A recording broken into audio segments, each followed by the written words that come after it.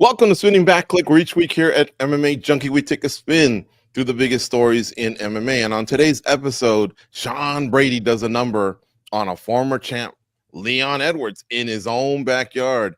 Dana White has an update for us regarding Jones versus Aspinall, and we're not going to wait 6 months to tell you about it. UFC heads to Mexico City this weekend. A former champ tops the bill, Brandon Moreno. Hello, everyone. Gorgeous George here on the con, and look at the distinguished panel we have for you today. Goes from MMA Junkie Radio. He's here in Las Vegas. Danny Segura down in Miami representing the 305. Up in the Great White North, it's the MMA media titan, Mike Bond. Cold coffees on them, ones and twos. Let's get started, fellas. All right, so it was me that kept saying UFC London was going to be a banger. So blame me for the fact that it was not that. But you can't throw Sean Brady into that mix. He handled his business. He got the finish. 4th round sub for the Philly native.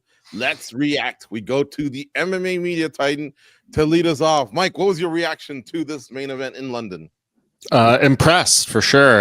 Like you said, it was a long night, the longest UFC card of the year so far, almost 3 hours of fight time. But if you're a London fan, I'm sure that's not the ending you wanted, especially like kind of a slow fight a little bit, but utter dominance from Sean Brady. Like, how could you be more impressed with this guy? Really, like, held his own fine on the feet. And then when it got to the ground, it was just levels and levels above. It goes in there, the ultimate feather in his cap, being the first person to ever finish Leon Edwards in MMA. A lot of great fighters have competed against this guy, not even being able to get that close to a finish. So that's a huge way for Brady to win enemy territory, relatively short notice. Like, he ticked every single box you could ask for him in the spot. So he is absolutely an elite welterweight now. Only big things for him. What more can you ask for as a fighter to go in there in the number one ranked contender's hometown, essentially his backyard, and finish the job? A+ work from Sean Brady all around. Yeah, it was impressive for sure, man. He was toying with him on the ground. Danny Segura, what was your reaction, man? Yeah, it was an amazing performance, and I somewhat expected this. I really thought this was going to be his breakout performance, and that's exactly what happened. Like, Sean Brady, if you had any doubts about the guy, because he got finished by Bilal, and if you had any thoughts about the guy, like any doubts about the guy, like this has to be one of those performances where it really restructures everything you think about him. Like, this guy's a legit title contender, and don't be surprised if he becomes champion in the near future. Like, he's that good. The way he dominated Leon Edwards was just incredible to watch, and the guy is just very, very skilled and a huge problem at 170 pounds. It goes, you know how oftentimes they say, well, sometimes we got to watch it with the volume down. We actually watched it with the volume down, so we weren't influenced by a crowd or, announcers or anything like that. I don't know if you saw it a second time with the volume up, but what were your thoughts? Because this one at least had some a finish. There was 4 finishes on the card, all submissions. So I like when the main event finishes with a finish. But again, your thoughts on the former champ getting submitted by the Philly native? I thought it was an amazing performance. I mean, sometimes you get worried coming in on a Monday that people are going to talk about, what it was that Leon Edwards didn't bring to the table that night. And I didn't want what Sean Brady did to get lost under the shuffle, because that kid really just put everything together. I think it was Mike that said A+. Like, I agree with him, dude. Every aspect of that fight, he was in control. He was kind of like an anaconda, just playing with his food. And when he finally had his chance, he took it. Super, super cool performance from the guy. And considering the circumstances, I think everybody dreams of that, right? Going into enemy territory, going in there and putting on a performance like that. I think he not only got the win, but kind of sent a message to the rest of the division and to the champ. Even though he has a loss to him, these are the type of performances that I think help us forget about that. And the lead up, Sean, I thought did good with that, pointing out how Leon was harping on the past. And then in the end, didn't he say he smoked them? Like, seriously, like, This guy's a G, man, and he's 18-1, but it's a crowded division. I want to ask you guys, Danny, we'll go to you. What does the UFC do? Sometimes we wonder, can you run interference on the number one contender, who at this point is Shavkat Rakhmonov, waiting for the winner of Bilal Muhammad versus Jack Della Maddalena, right? Did he run interference on Shavkat in your eyes? That's such a tough question. I feel like right now it might feel like maybe is the answer because we're obviously fresh off the win. It was extremely impressive, but I feel like once the dust settles, I feel like the crowd favorite still remains Shafkat. And I think that's the person that people want to see fight for the belt next, obviously after JDM gets a shot at Bilal. But we're speaking about like who had the most like impressive recent performance. Like Shafkat like restructured in a way how I said Brady kind of restructured like a lot of like people's opinions on him. I feel like Shafkat did as well, but maybe not on the best terms. Like, yeah, he did get a win, but Ian Gary kind of made him look human. Whereas with this performance, like he just ran through Leon Edwards. So this is a very tough question. I think it's all going to come down to availability, as most things. If Shafkat is not ready, I do think they're going to go to him first. But if his injury, whatever he underwent, that took him out of the fight with Bilal. If that's not ready, or if he can't fight, or if the dates don't align for him, I think the next person in a very crowded welterweight division will be Brady. So I think they'll go to Sean Brady to see what's up. But don't be surprised. I wouldn't be surprised if Brady ends up fighting for the belt next. You agree, Mike? You like the pecking order? Della Maddalena, Rakhmonov, and then now Sean Brady solidified next after that? Yeah, I think that makes sense, especially given if Bilal Muhammad beats Jack Della Maddalena. He's been very clear. He wants to be an active champion. He wants to get all these new, fresh names on his resume and stuff. I know Sean Brady doesn't represent that. He already beat him. But I do think Bilal, if he continues to be champion, is going to be that guy saying, I will fight the number one contender regardless of who it is under the circumstances. So I think he's got a good shot here. I think the maybe circumstance that could mess up this entire welterweight division right now is potentially Islam Makhachev. Like if Jack Della Maddalena beats Bilal Muhammad for the belt, I think that's the fight we're getting. I think we see Islam move up. He doesn't, then, Ilya Topuria can fight whoever for the interim or undisputed lightweight belt. But I do think if Jack wins, the whole welterweight division gets thrown into chaos with Islam maybe coming into the fold. If Bilal wins, I think Sean Brady's path is much more narrow. It's probably going to be maybe one more win for him, but I think we end up getting, Shavkat after that. How can you take that guy's title shot away? He was supposed to get it in December. Bilal pulled out. He fought the next guy the UFC wanted him to. He was willing to fight any opponent. He was injured. He went in there. Like, the guy's still, at the end of the day, I agree with everything Danny said there about the performance kind of taking some of the air out of his tires. He wasn't that guy who's 100% finish rate, blah, blah, blah anymore. That's a little bit absent now, but I still think he deserves the shot. He was there. He fought the replacement guy, and he was going to be the next one here before an injury. So as long as that injury doesn't keep him out beyond when they want to schedule the next fight, I do think it'll be Shavkat, and then Sean Brady will be fighting someone else. Mike, you just blew my mind, but in a good way, man. But it's true. We got to give Della Maddalena his due. He could possibly win, and if he does, holy cow, I have no problem with Makhachev actually going up. He seems to have kind of cleared things out. There might be one or two heads that you could still say, well, you didn't beat him, or whoever, but damn, that makes things interesting in a very crowded 170. How about you, Goes? Rakhmonov, again, injured, right? Mhm. Sometimes you go with a hot hand. Do you think Brady did enough? Because, like I say, he ticked a lot of boxes, and then he kind of had some swag to him.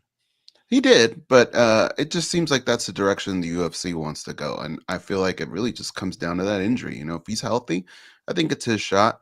But this division is just so fire right now that you feel like even if the next guy comes along and puts on a decent enough performance, we're probably going to be saying the same thing about him. I mean, it's a good time for the welterweight division.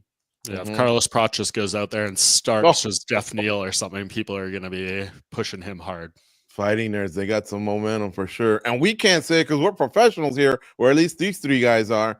But Joseph Boza said Sean made Leon his bitch. Guys, would you kind of agree with that? Or, I think we can't say it, but would you kind of go, yeah, you kind of have something going on here, Joseph Boza? Because it looked like domination to me. Again, with the volume down, because I was watching the March Madness, but still, I saw some domination. How about you, Dan? Yeah, I mean, in terms of, I wouldn't use that language, obviously, because it's not professional, but in terms of like what that term means, like it usually just means extreme dominance, right? And that's exactly what we saw. And you also have to add the fact that it almost felt like Leon Edwards was looking past him the entire time, almost as he felt that a rematch with Bilal Muhammad was inevitable, and then this was an easy fight, when this was a guy that had a lot of the tools that that Bilal possessed, that took away the title from him. So yeah, like once everything happened, the result, how the media day went, all that, yeah, it does kind of look that way, if you want to put it on I guess like ordinary terms. Mike, you wanted to chime in? I was just going to say, you can put it this way and let the numbers answer the question for you. Coming into this fight, Leon Edwards had completed 66 rounds of fighting in the UFC. Not once did he land 0 strikes. He landed 0 strikes in 2 different rounds in this fight against Sean Brady. So yeah, that says it all for you. Also, can we talk about the takedown? What the hell, Leon? Like, this has to be up there with like some of the worst mistakes ever made in a fight. McGregor on Diaz, shooting on Martin Kampman with a few seconds remaining when Australia or wherever they fought. This has to be one of the worst mistakes in UFC history. Yeah, I was saying McGregor shot in on Diaz. You could tell he didn't like what was happening here, and he made a big mistake as well in the first fight. Yeah, that was you could just tell, man, Edwards was tuned out. He always has that look, but this time the look was matching the inactivity, like Mike pointed out. He just wasn't doing anything. What's next for Edwards, Mike? Is he done as a contender, or the former champs get a little bit more latitude? He definitely gets more latitude, but just look at the road. It took him 10-fight unbeaten streak to get a title shot in the first place, and it was kind of like circumstantial because Kamaru Usman, who was champion at the time, had cleaned out the division. So yeah, man, it's rough for Leon to turn in these performances back to back on home soil too. Like, I think he maybe lost a little bit of the fan sentiment from his local fans there too. Like, I don't know if anyone's purchasing the expensive UFC London ticket prices for another Leon Edwards main event in the near future, unless you put something really intriguing together. In the fight I suggested for my matchmaker piece, the fight I feel like makes all the sense in the world, and the only fight to make right now, give us the Jorge Masvidal fight against Leon Edwards. I mean, we thought Masvidal's coming back. I thought maybe he'd be on this Miami card in a few weeks. Didn't end up landing there. I don't know if he's still I know he still had 6 or so fights in his UFC contract when he retired. So I don't think they've let him go or anything, but is he coming back? Is the UFC going to book him? If they are, I mean, is there a better time for this fight? It didn't make sense before because Jorge was on the losing skid. Leon was champion fighting, the highest level of fights. But now, I mean, if you don't take it now, I don't know if there's going to be another opportunity for Edwards versus Masvidal. So please, UFC, do it. Yeah. And by the way, I still think Edwards beat Sean Brady 10 out of 10 times, but that's just me. I don't know. No, listen, hey, Leon, don't get pissed at that. You said it, all right? So you opened yourself up for these things. He said he beats him 9 out of 10 times, and he said 10 twice out of already 10 and didn't win either. Yeah, he said 10 out of 10, and then I think he realized even that was silly, and he still was harping on 530. And like I say, when you say it, then guess what? It's fools like me that bring up old shit. Is welterweight the best division right now? Has it kind of overtaken bantamweight? Bantamweight's lost, a few bodies here and there. Like Cejudo, his comeback wasn't what it was. Cruz lost. Aldo gets mistreated a little bit. So what do you think? Well, I mean, for the longest time, bantamweight's been my favorite division. There's great fighters in there, but I think when you have to break things down, you look at it and you say, okay, that top echelon in the bantamweight division, a lot of those guys have already faced themselves. A lot of that has unfolded. Whereas welterweight, you have a lot of fresh matchups and a lot of fun matchups that you can put together. So I think right now, I'd say, yeah, I think they did take them. You guys agree? 170 is it right now, guys? Yeah, 170 is where it's at right now. I mean, you look at bantamweight's great, but like it's kind of losing its towards kind of the end of its prime. Maybe a couple years ago it was amazing. Yeah, but like Dominic Cruz retired, Jose Aldo is well on his way out. Henry Cejudo as well, and you go down the line. Plus, Merab has been extremely dominant. Sean O'Malley lost. Chito Hereda's on a losing streak, et cetera, et cetera. But 170, like, there's so many contenders right now that anybody could be champion. Could Shafkat be champion? Sure. Could JDM be champion? Sure. Could Buckley be champion? Sure. And just the list goes on. Praxis is coming up. Also, you got Michael Morales. Like, it's just such a good division. To me, 170 is the best division right now in the UFC. And some of them are talkers too, Oh, yeah. Sterling left. O'Malley's been quiet since the loss. Umar took that first L. By the way, who's Michael Morales fighting? The undefeated Ecuadorian. I know he's got something coming up, right? Gilbert Burns. Gilbert Burns. Where's that one at? Someone clip this off though, and Man. save this moment in time. So we just had a discussion here saying the best weight class in the UFC is one where Bilal Muhammad is the champion. So suck on that, haters. Yeah. And you know what? With Bilal Muhammad, like, it's no disrespect to him, but any of those names that we just threw out, gambling wise, the line's not going to be that high. Yeah. I mean, they're all very that definitely is what adds to the intrigue. I mean, I still think bantamweight has a very good case there, but when you have such a dominant champion like Merab, who beat so many ranked guys on his way to the belt and is now beating them, I think it makes the division look lesser. But if you took Merab out of the picture there, I think maybe the argument changes a little bit, and you're talking about that being the deepest and most competitive.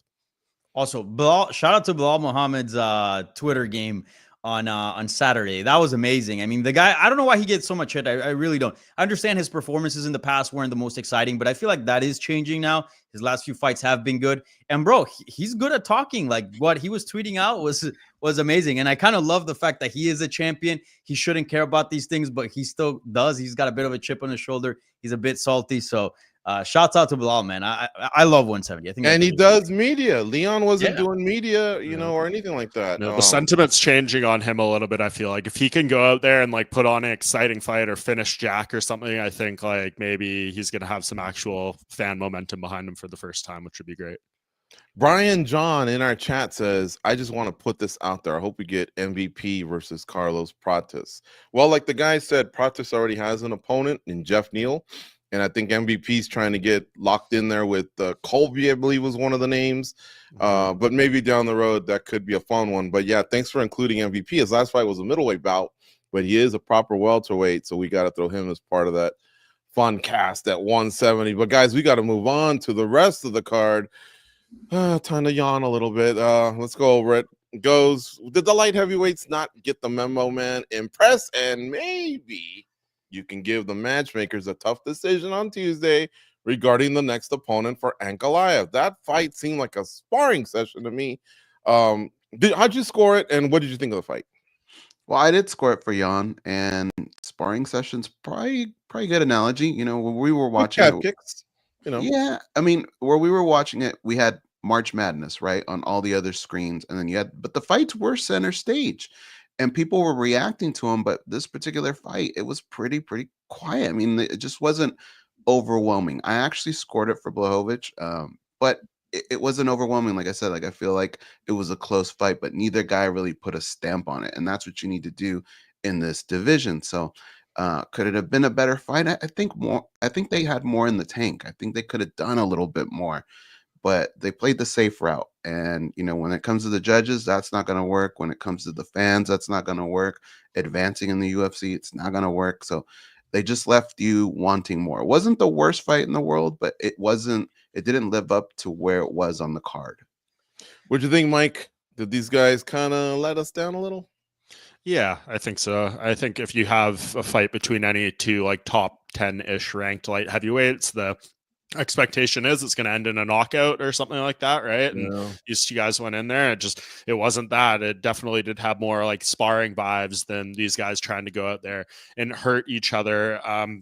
I guess I get it. I mean, Alberg hasn't faced this level of competition before. Jan is a veteran who's extremely tricky, and he's coming back from almost 2 years away himself. I'm sure there wasn't full trust in that shoulder and things like that. Maybe that's why you saw him attacking on the kicks so much. But yeah, like these guys really had an opportunity to go out there and make a statement in this division.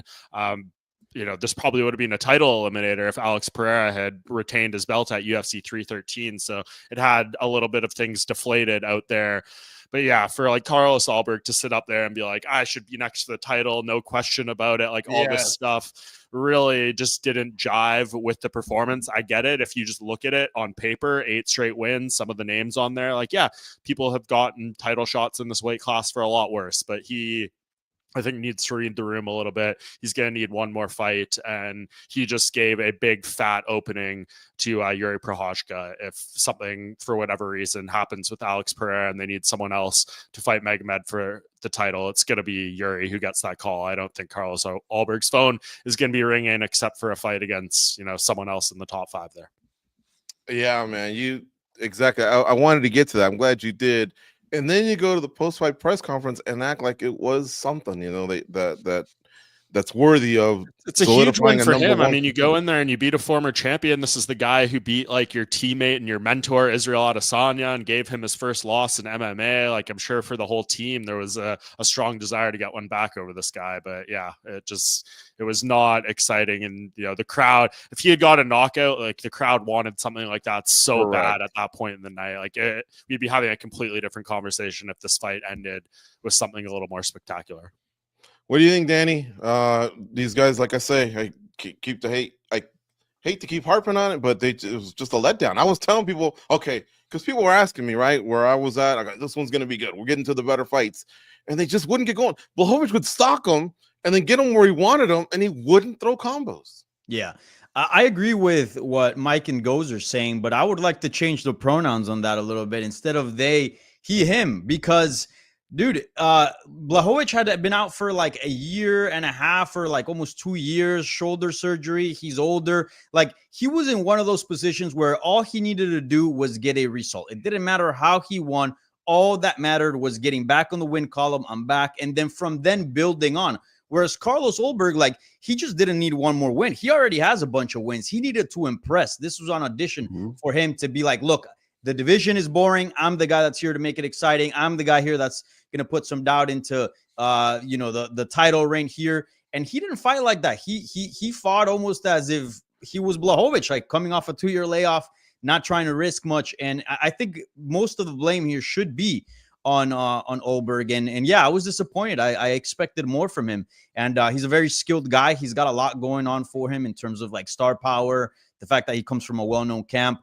And I really do think he really missed out on this performance. He had a big opportunity here, and it was a big miss, in my opinion.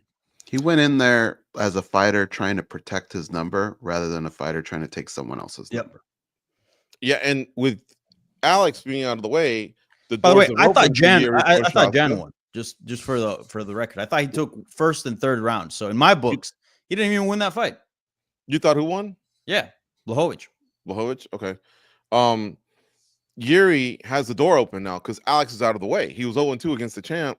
And then even Hill and Roundtree, I think, have something going here. Let's not forget, Kai Kara-France might get a shot, even coming off one win and then following up on 2 losses. So I know this might sound crazy, but Hill goes out there, he makes noise. If he beats Roundtree impressively, I'm not saying he'd be next. No, I'm not going to put that on you guys. But now all of a sudden, his road starts to get a little bit shorter, and maybe he could cut off Ulberg. I think that's how bad of a egg Ulberg dropped. Mike, you agree, or am I tripping?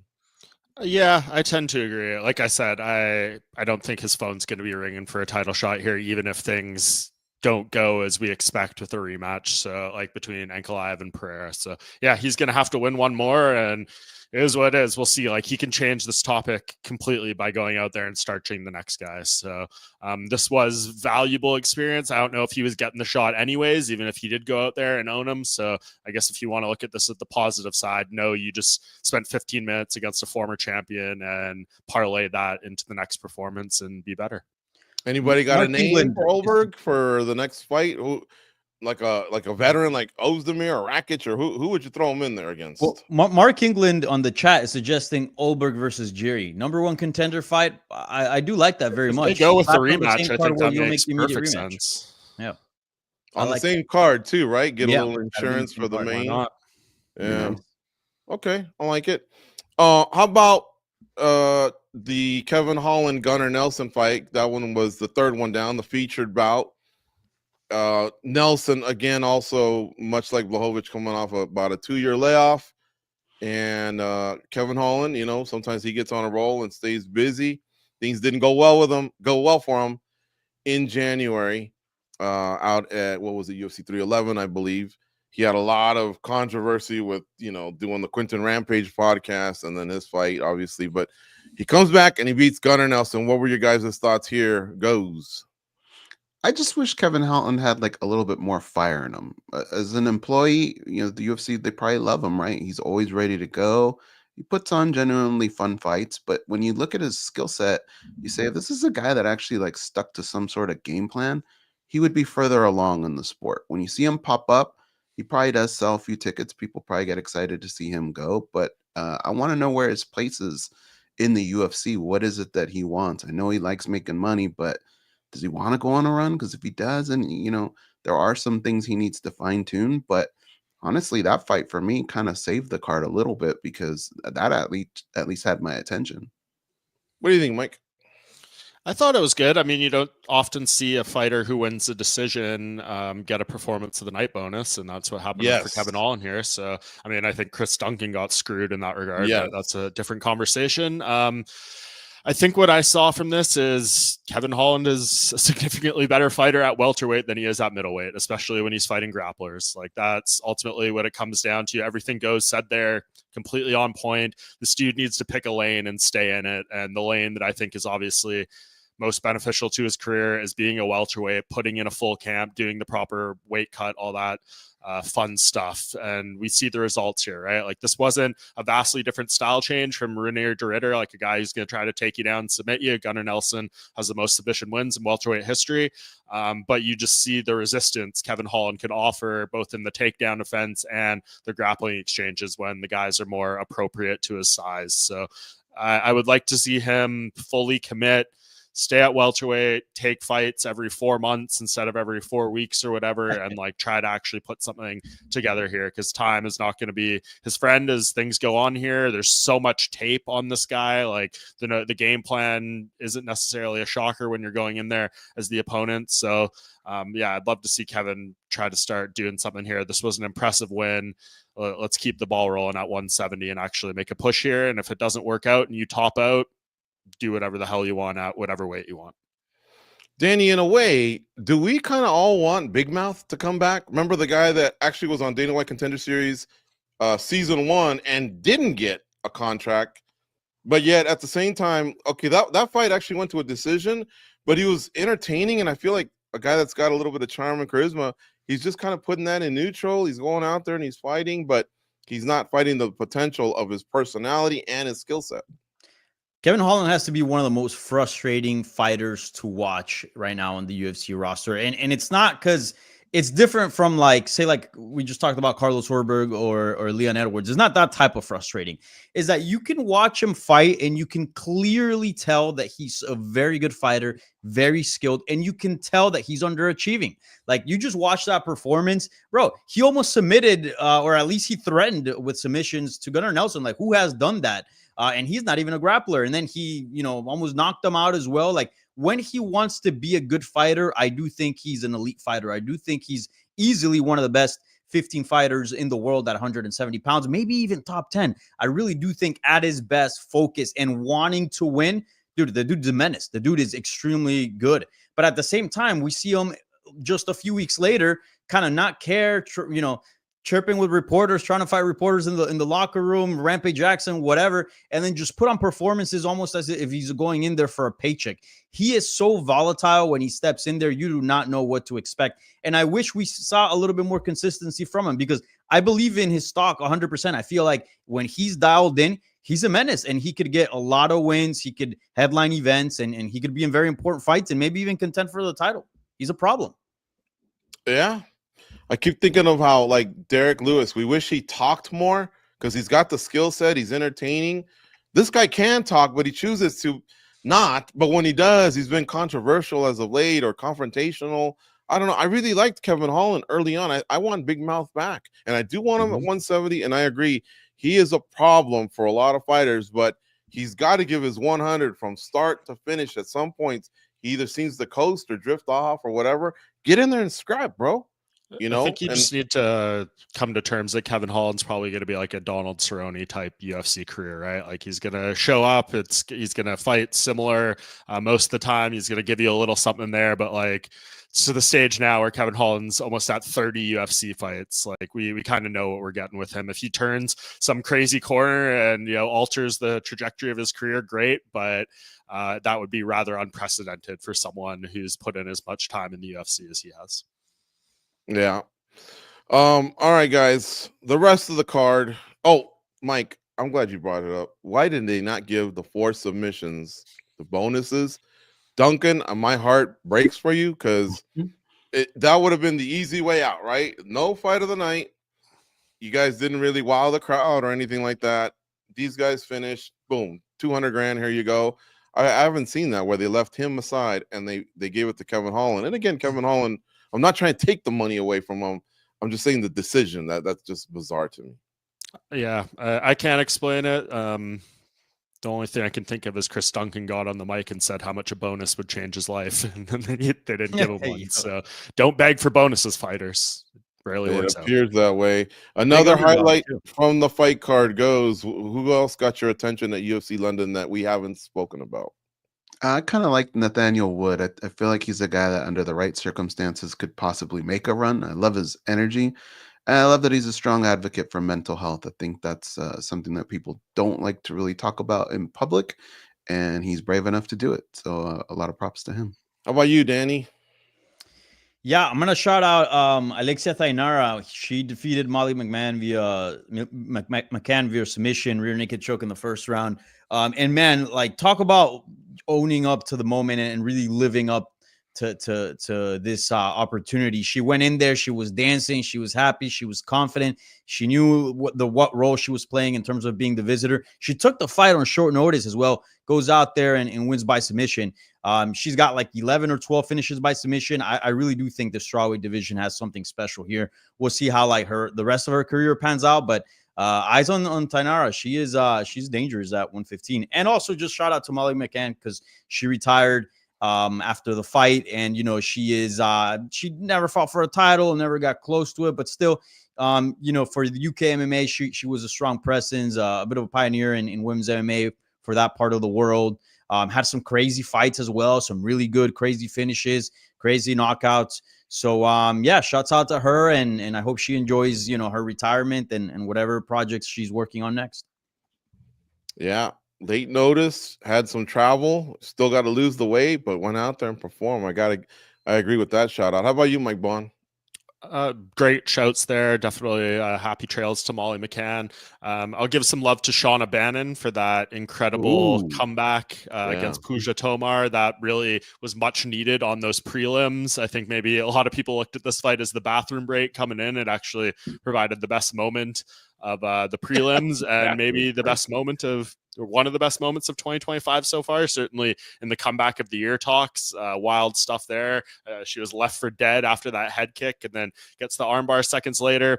Some decent excitement there. I mean, a product of this finish, probably them not both being the most high level fights. Like, it takes a lot for something like that to happen. A lack of finishing ability from Pooja, and then, a lack of just ground defense to be able to escape that armbar. A more high level fighter either finishes that fight or doesn't get caught in the armbar, but they gave us the entertainment. So here we are. Good stuff.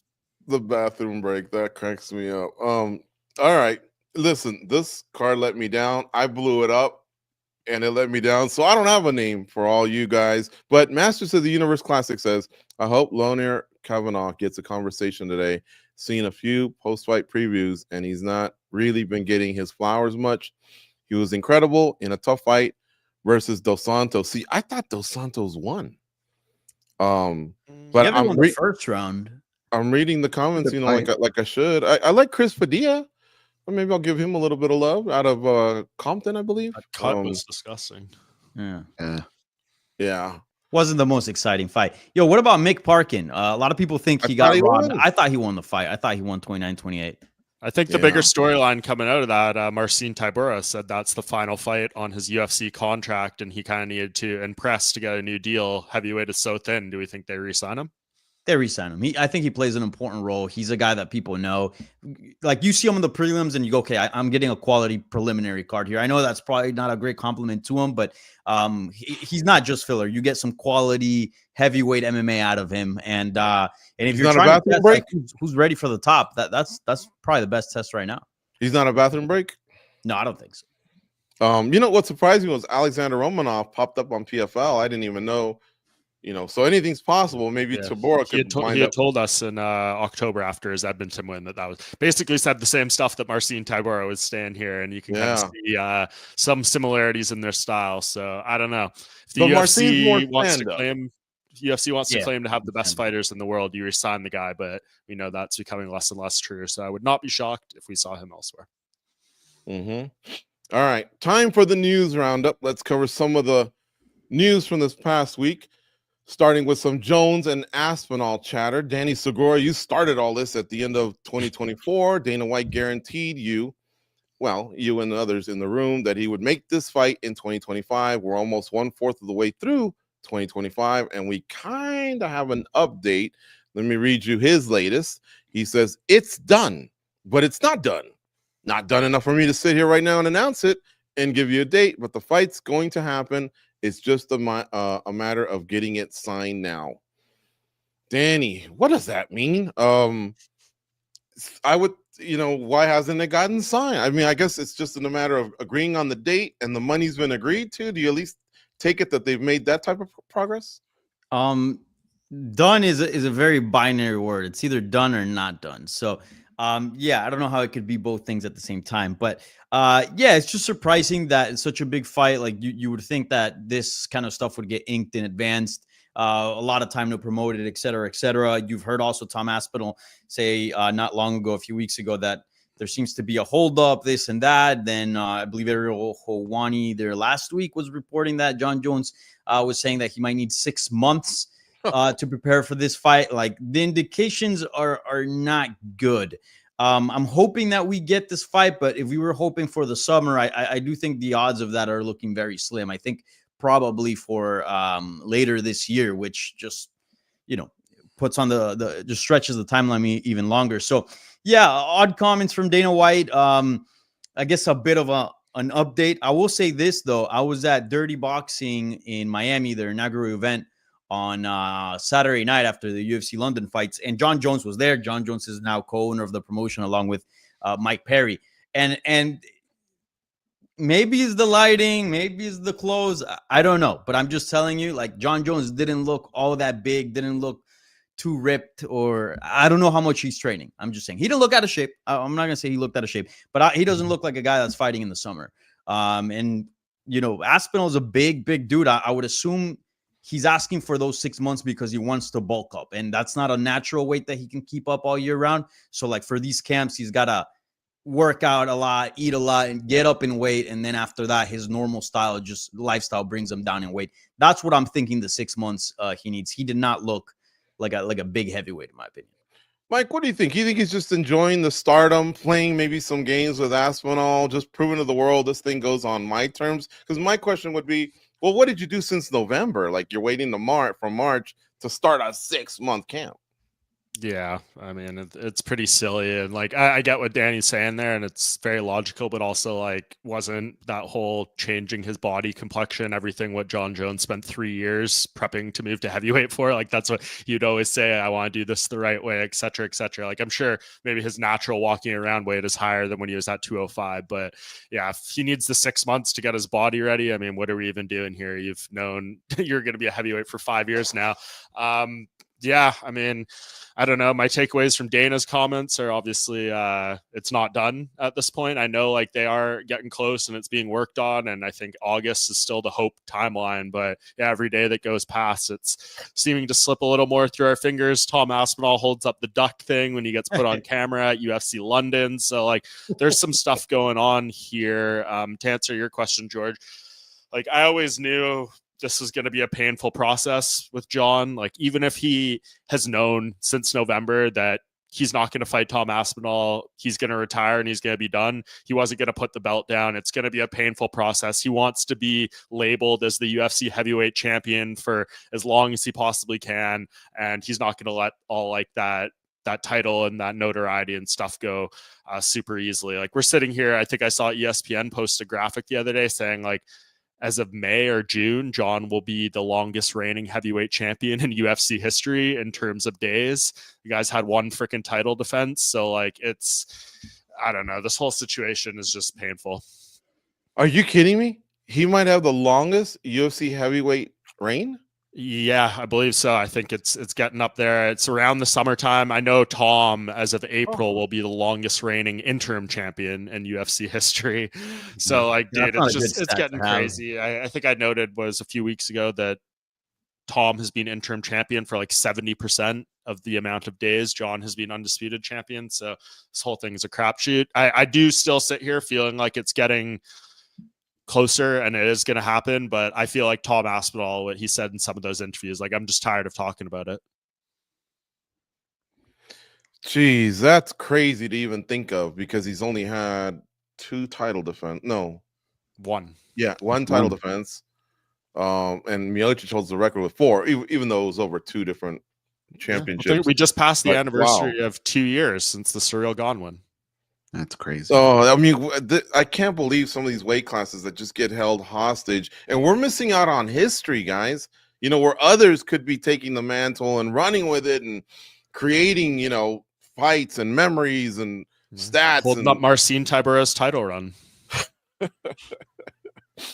But seriously, I mean, that's the only saving grace here is that heavyweight is a wasteland, and we're not necessarily holding off the next Tom Aspinall after this Tom Aspinall, if you know what I mean, right? Like, there's not much interesting happening where this weight is derailing more than these 2 fighters' careers. Does this fight happen or not at all, or even in 2025? What's your gut tell you? My gut from the beginning has told me it doesn't happen, but Dana's so all in on it. I wish he wouldn't use some of the terminology he uses, especially when it comes to a guy that marches to the beat of his own drum, like John Jones, like saying it's done. He's just gone too all in. So I feel like on their side, they're going to do what it takes to make it happen. But let's not forget, like, even if today they go, it's done, it's not really done. I mean, it's done on paper, but we need both of these dudes to make it to the fight. Tom Aspinall's been on the shelf for a long time. I don't like that. John Jones wants 6 months. I mean, like, how long are we really going to wait for this? And when it does happen, is it going to lose a little bit of its luster because of all that? We need them. John Jones is up in age now, right? I'm sure it's not that easy to train for these fights as it used to be. Is it going to actually happen? It's become more of a headache, man. The money must be unreal with him and McGregor because he still keeps him in the game. Remember at the end of 2024, he says, oh, you'll see McGregor. But at the end of 2025, he bought himself a whole year. And again, we're 1/4 of the year through in a few days here, and we're starting to get closer. And now the Irishman wants to be president. Jones needs 6 months.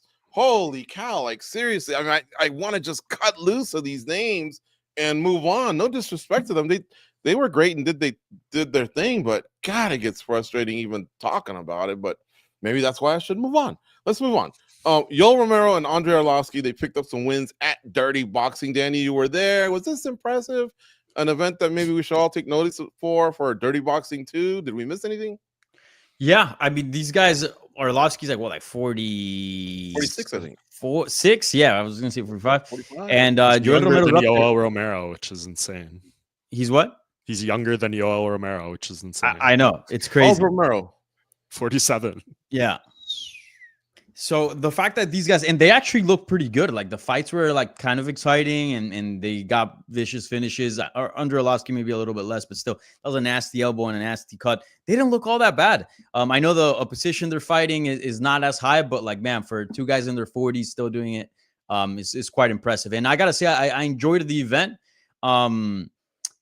I've always enjoyed bare knuckle boxing, but the bare knuckle still doesn't sit 100% right with me. It's grown on me, but it doesn't sit 100% right with me. But I love seeing elbows, all that, but 4-ounce gloves and ground and pound. So it was very much like kind of like bare knuckle MMA, but with gloves. Obviously, elbows in bare knuckle boxing, I meant to say, are not allowed. But as far as like the style, I thought it was fun. We'll see like how much life this promotion has because, you know, there's so much going on. The UFC has so much power over combat sports that we'll see like what future it holds. But I'm glad to see like some UFC vets out there getting some fights. Danny, you're from Colombia and you live in South Florida. What's the problem with just the hands? I don't think you would ever see a street fight and go, hold on a second, put on some gloves, guys. I mean, it's a street fight. This is like, you know, I don't know. It's different when you get like 2 professional fighters. Have you seen a bare knuckle fight yet? I did, bro. And I was kind of feeling what you were saying.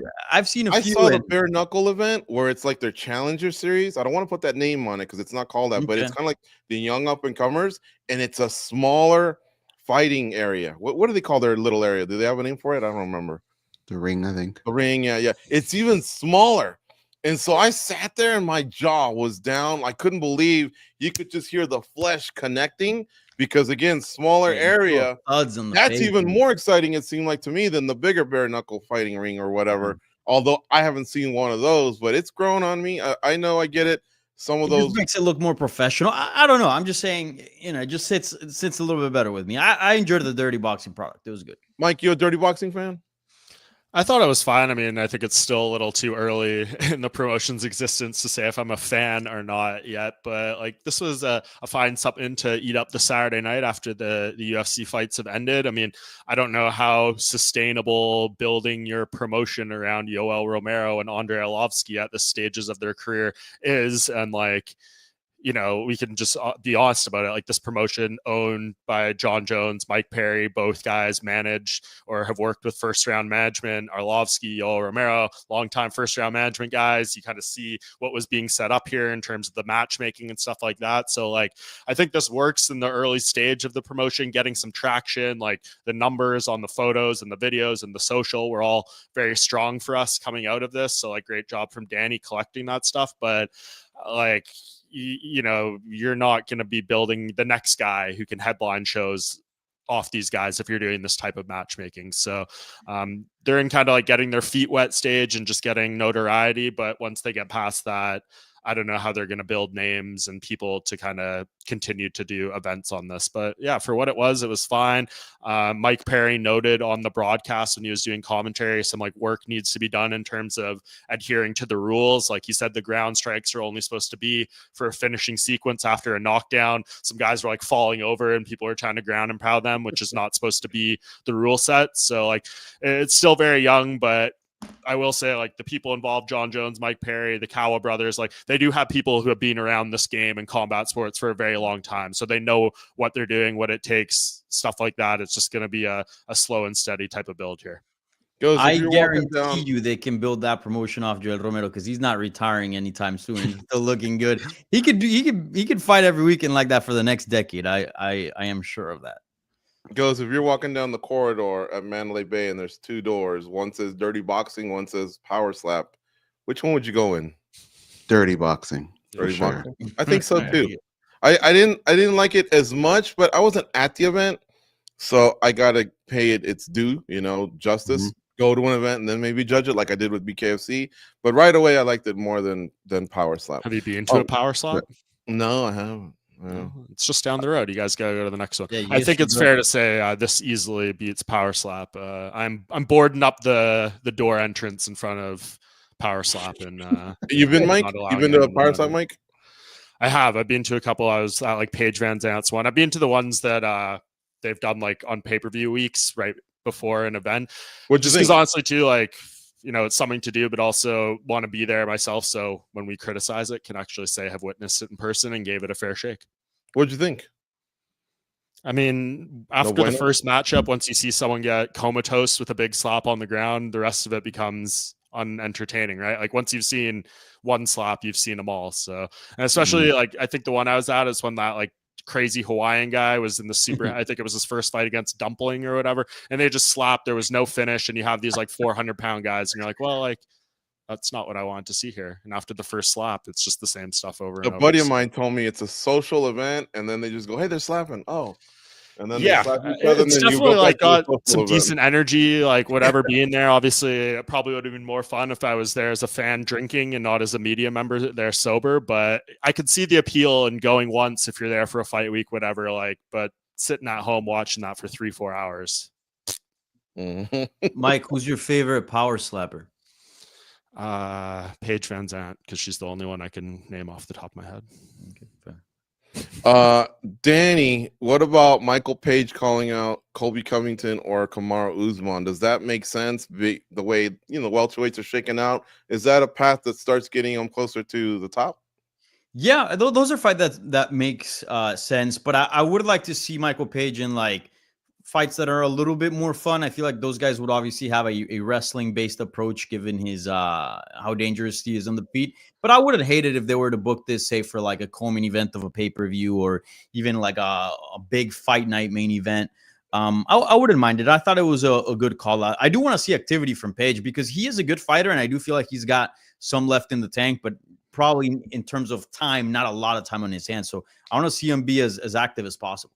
Yeah, I like the call out, but those guys just seem to take their time, and I think there might be easier inroads to get to the top. Cage Warriors, check it out, guys.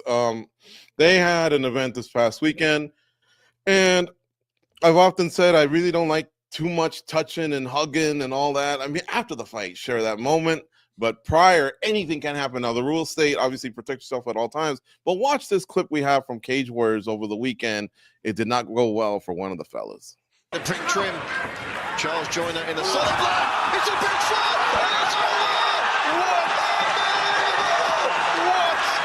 That could be the quickest knockout in Cage Warriors history. How couldn't it be?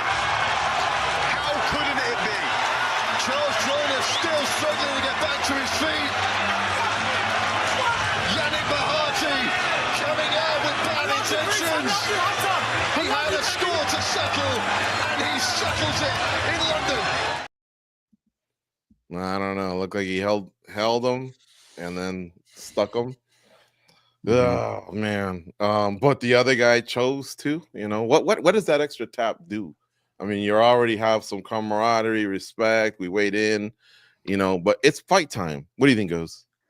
I think it's cheap, but it's not like we weren't warned. Like, we've seen this happen before. It happened not too long ago. So I mean, you can't really blame the guy. Like, at this point, fighters just need to smarten up, and this might have to be something that goes away, because when you want to go out there and you're dialed in, you want to implement your strategy, that little touch of glove sometimes will just take people out of their element. I mean, you have to know that that's a possibility that's coming. It doesn't happen often, but when it does, it sucks.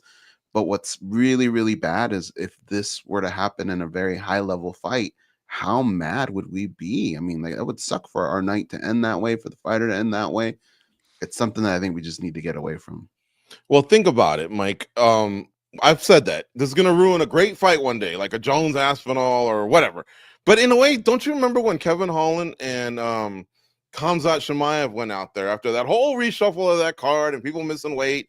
Holland steps up and fights, and then he goes out there and tries to do one. I mean, he's extended, and boom, Khamzat submarine, never let him up. Holland battled on the ground as best as he could, but again, Khamzat's world class when it comes to the wrestling, and it kind of ruined that fight. I would have wanted to see it play out a little bit. What do you think, man? Are you okay with it? It is within the rules, but like I said, kind of looks cheap. What do you think? Yeah, it does look a little cheap. Obviously, you know, the first thing is protect yourselves at all times. That's what they say. So you can't really necessarily blame too much. Like, is it unsportsmanlike? Is it taboo, frowned upon? Like, all these different things you want to say. Yeah, probably. But at the end of the day, man, like, you're the one in there. You got to be ready for this stuff coming at all times. Like, don't touch gloves if you don't, you know, want something like that to happen. You can touch gloves before the fight, after the fight, everything you said there. So yeah, like, I didn't like it, but man, like, I'm not going to get too worked up over it. And I think if it happened in like a UFC title fight or something, it would actually be kind of hilarious. Really? All right. How about you, Danny? We just went from dirty boxing to dirty MMA, man. Is it illegal? Yes. But is it like morally, ethically right? No. Man, that's messed up. The only thing that I would say, if you're going to do something like that, and I don't know this gentleman, I don't watch or follow Cage Warriors that closely, but if you're gonna do that, then let your brand be a heel, because that's like the most heel shit you could do, right? But if you're just out there to like getting a win and then you're actually like, you know, super nice in the interviews and all that, man, come on, that's messed up. If you're gonna follow the whole gimmick and just like kind of lean on it, fine, do it. But yeah, no, man, this is cheap, is dirty. I don't like it. Yeah, I agree. I wouldn't even want to see it at a dirty boxing event, to be honest with you. The whole camp, the weight cut, all ruined because of that stupid moment. Yeah. Whatever. All right. Mexico City is this weekend, and I kind of jinxed the London card, but I'm going there, guys. I guarantee you that the card in Mexico is going to be a banger. Mike, you'd agree, right? With Brandon Moreno at the top of the bill, ain't no way we're clowning this card 7 days from now on next week's SBC. I mean, when you're talking about fighting at elevation, there's always the possibility that things go a little bit rough in the fights, especially if they don't end early on, and these guys need to rely on the cardio. So I don't know. It could be a sad night for the Mexican fans. Brandon Moreno has a lot of weight on his back going into this one. He's 0-2-1 in the UFC when fighting in Mexico. So like, I don't think he ideally wanted to do this again, but UFC needs fighters to headline these cards in Mexico. He's obviously extremely prominent at the moment, still on his way back to a title. So you got to take this opportunity, I guess. But yeah, man, what did Dean Thomas say to me on my podcast a few weeks ago? Don't fight in your hometown because the UFC wants to see you get your ass kicked there. I do remember him saying that. Yeah, that I had to think about it when he said it. And there have been some fights going back to, I remember Rich Franklin took on Anderson Silva in Cincinnati. Yeah, and it happened all the time. I mean, pre-COVID, when we were going to a different city every week and they're putting local fighters in the headliners, it felt like there was just months and months of every person in their hometown would lose. So I don't think it's. But GSP did well. GSP did well in Montreal. Sure. And of course, BJ Penn did well in. Oh, that's right. They still haven't gone to Hawaii. Goes, what do you think, man? Brandon Moreno, can he kind of, we're talking about cutting, right? Cutting the line and all that. Manel Koff is all that, but Brandon Moreno's pretty special, although we've also seen Pantoja and Moreno a lot. So what are the stakes here? I mean, for him, he's got to show us that he has something left that's going to make him push himself to that another gear, another level in his game. We need to see that because he's been a little comfortable with the performances he's been put out. Like I haven't seen him with that fire that he used to have. And for Erceg, he's just got to prove to us that he's just not a name, not a body that gets thrown into situations whenever the UFC needs him. He needs to show us that he's got something for some of these fighters. Danny, you'll be out there covering the event, I believe. Yes, sir.